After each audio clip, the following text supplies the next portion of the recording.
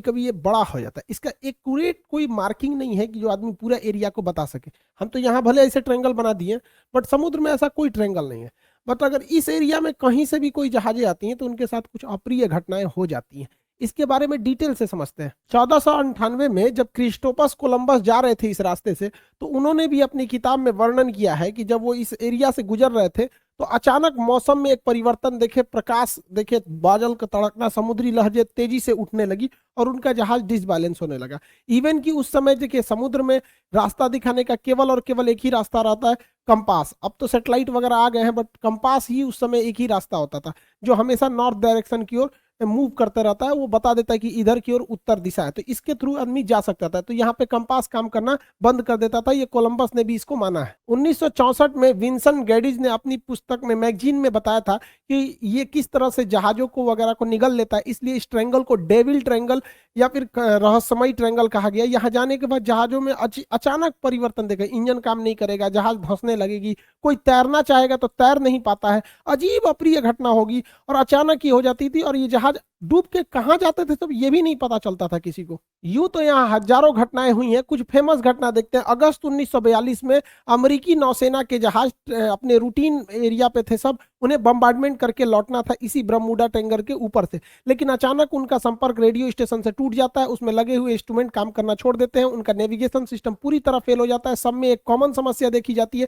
कि उनका कंपास काम नहीं कर रहा होता और ये जहाज पूरी तरह ध्वस्त हो जाता है। इसको खोजने के लिए 2 दिन बाद रेस्क्यू टीम जाती है। रेस्क्यू टीम का भी पता नहीं चलता है क्योंकि वो भी उसी रास्ते से जा रही होती है जहां से उनका लास्ट लोकेशन ट्रेस किया गया था। रेस्क्यू टीम का भी पता नहीं चल पाता है। उसके बाद ठीक 6 महीने बाद दिसंबर 1942 को फिर अमेरिकी नौसेना का जहाज विमान उड़ान भरता है और फ्लोरिडा से जब उड़ान भरता है और बरमूडा ट्रायंगल से ऊपर जाता है तो ये बमबरसक जहाज भी रडार से गायब हो जाता है। और इसके सामने भी सेम समस्या आती है। पायलट बताता भी है रेडियो सिग्नल पे कि मेरा कंपास काम नहीं कर रहा है, नेविगेशन सिस्टम काम नहीं कर रहा है, मौसम पूरी तरह से खराब है। ये भी ध्वस्त हो जाता है। इसको जब ढूंढने के लिए जो रेस्क्यू टीम जाती है इसके बैकअप में, तो रेस्क्यू टीम का भी आज तक कोई पता नहीं चला कि वो रेस्क्यू टीम कहां चली गई। 1970 में एक पायलट यहां से लौट के आए थे, नाम था उनका ब्रूइस गर्नन।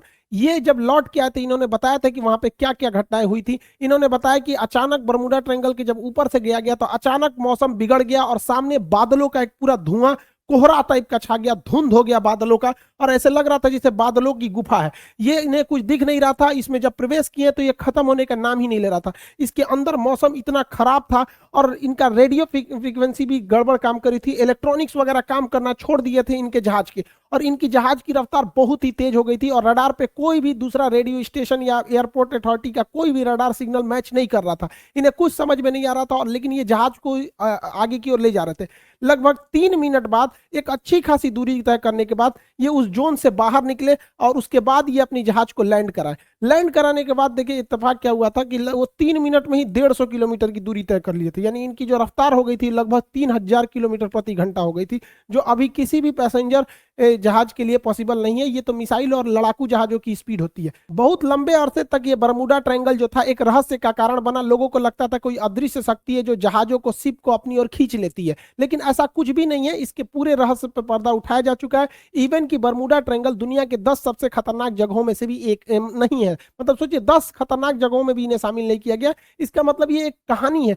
फेमस हो जाता है कोई कोई चीज बहुत ऐसे ही के कि जहाजों को निगल जाता है, ये होता है, ऐसा कुछ नहीं होता है। यहाँ कुछ नेचुरल घटनाएं होती है, कोई सुपर नेचुरल नहीं है जिसका लॉजिक भी अवेलेबल है। सबको हम लोग समझते हैं। जो जहाजों का मलबा गया